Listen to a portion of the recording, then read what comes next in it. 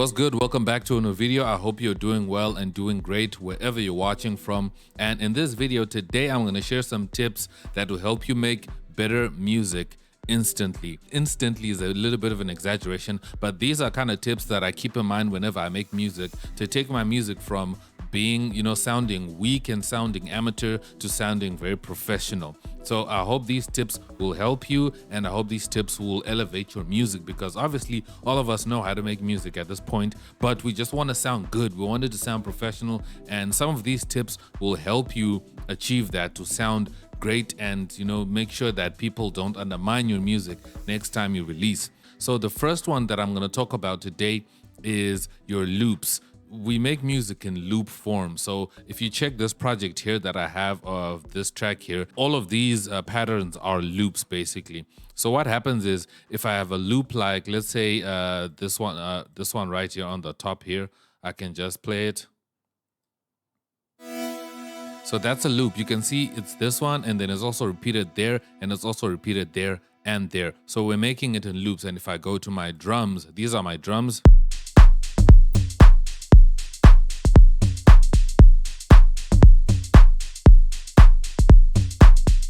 So that's my drum loop. So one of these is a loop, like this one here, it's a loop. This one section here, it's a loop, but it keeps repeating. So what you want to do is you want to extend your loops. This is one problem that I actually used to have back in the day when I started making music. And I see a lot of producers doing is that they create really short loops. So what they do is that they add like a pattern, and then it's just like one bar, and then their loop is just one repeating bar through like a 6-minute track or even a 3-minute track. So then if it's like a short loop, it sounds like this.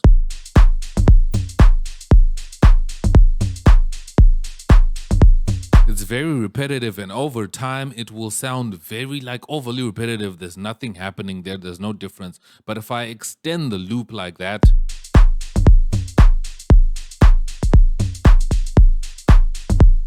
you can hear that I added a little bit of variation there at the end. And this variation is very subtle. It's just adding a tiny bit of difference at the end. You can see here I have this tom that's coming in twice, and then it comes in one time on the second bar. And then I have hats here. You can see here I just added one more hat at the end there. So that's kind of a variation that you want to add and extend your clips. And another thing that I did here is that at the end of like my transition section of this track, I also have another different type of pattern for my drums that I created, which is this one here in the yellow.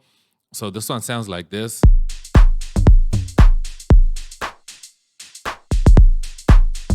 So that it kind of creates a difference between the main kick or the main drum loop and the one that comes just before, as we're about to get into like a different section of the beat. So make sure that you extend your loops. Don't just create like single loops, short loops. Try and extend them. Another way you can extend loops is by doing this. You can maybe just copy one over like that, and then you can select them like this, and you can come here to the corner, and you can come to edit, and then you can merge pattern clips. If you merge like this, you can see here it merged these two clips. And if I open in here, now I can do whatever I want. So if I'm changing notes and I'm adding more, then that one loop is now a more advanced, more pro sounding loop, better than the one that I had before. The next thing I want to talk about is smooth movement in your tracks. So what I mean by smooth movement is that you don't just want your sounds to come in abruptly. I have automations right here that make these sounds come in slowly. So if I just do this, you can see that this sound comes in slowly and gradually. And then I have the second pad that's coming in slowly as well.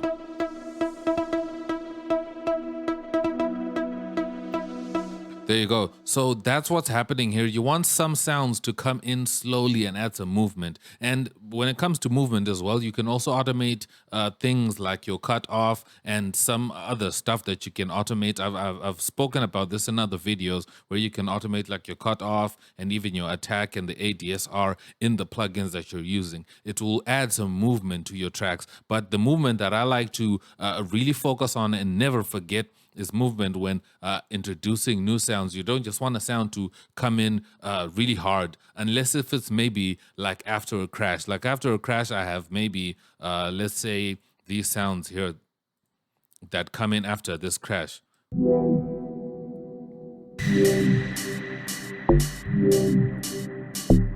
Like I have this bass sound and I have this open hat that I have coming in with the crash. So these are sounds that I do want to, just show up, but they're not just showing up. They're showing up after the downbeat per se. The downbeat is right here and then they're coming in later. But something that plays exactly with the downbeat, you want it to gradually come in so that you kind of are creating like a smooth transition and introducing them, like that. So people hear these things and they hear them subliminally. They won't really notice it, but it will make your music sound really professional. Which leads me to my second point, which is not enough change in your music. You want to always keep your track changing and keep sounds changing. Again, you can use automation to do this. So this is the sound here. I have this sound that's right here that keeps changing. That's just how this preset sounds.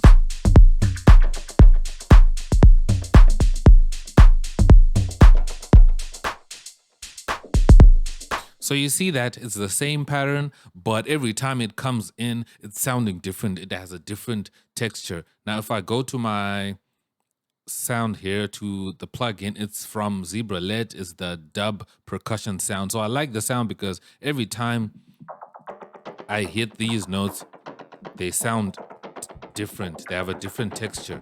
So it creates a little bit of difference and a little bit of movement, and it just sounds really nice when I have all this kind of change. And another change that I'm trying to talk about as well is like a change in introducing new instruments and taking them out, and introducing other ones and taking them out, introducing other ones and taking them out. So you don't want your track to hold and play like the same thing for too long. So the intervals that I always try and change stuff is maybe 8 bars or 16 bars. So every 8 bars like this, I introduce something new. Every 16 bars, I change something. And so on and so on. So you can find intervals that you like, that go with your style, and introduce something new. That will really take your music from sounding amateur to sound professional. Another thing I want to talk about, the next thing here, is effects. You want to add effects, and I'm not talking about effects as in effects that you add on the mixer, but I'm talking about S effects that you can just throw in your track that'll just make your music sound also just worked on. Like I have some S effects here. Like that. Instead of adding a crash, I added something with a little bit of tone, like that. And I also added this. That's another effect. So instead of adding a crash there, all of it sounds like this.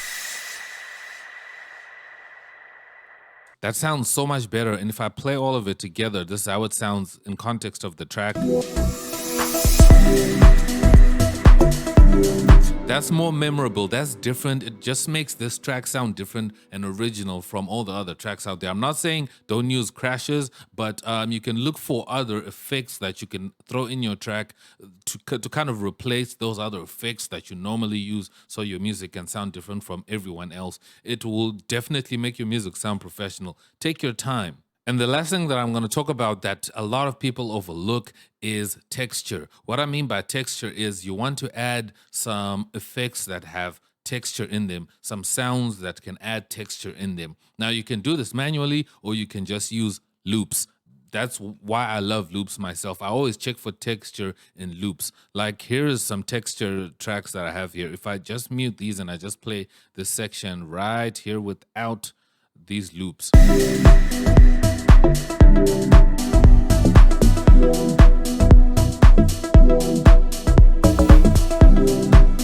it sounds good, right? But now let me bring back these loops.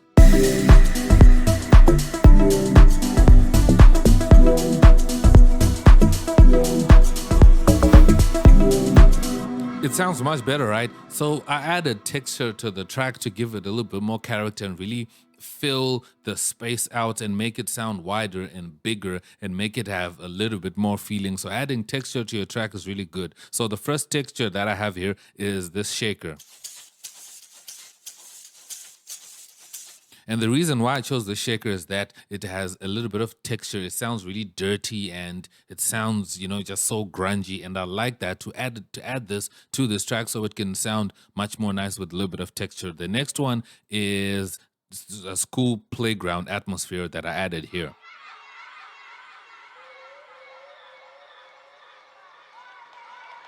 So it's just like a school playground. You can hear like children voices in this sound. And I have a link down below to where you can get these sounds. So just check my store for other sounds as well that you might want. So what I did here is I added a fruity delay 3 and a fruity reverb 2 to the sound to kind of drown it in like a lot of effects and a lot of processing so it can, sound different and sound really deep, because this is obviously deep house. So I wanted to sound nice and deep.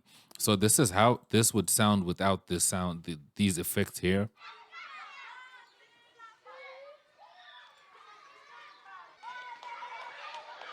It doesn't sound good. It sounds like, like I just went to like a school and I just started recording like some background sound, and it sounds almost like it's Foley. But I added like some delay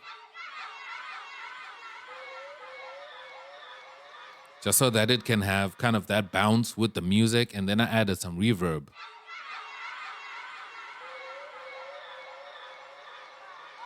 So I made my decay really big and also the size of this reverb to be big so I can, create like a really big space with this sound. So those are my tips to make your music sound better instantly. And I hope you utilize these tips. And if you didn't write these down, bruh, make sure you watch the video again if you missed anything. And also share this video with other producers so that you can help them make their music sound better instantly by using these tips. If you have any other tips that you might want to add, you can always drop them down below. And guys, remember to subscribe and also drop this video a like if you like this kind of content. I have more videos that you can check out here on the channel, like this video here and also this video. And you can also click on my head to subscribe, and I'll see you guys in my next video. Thanks so much for watching. I am X and I'm out. Peace.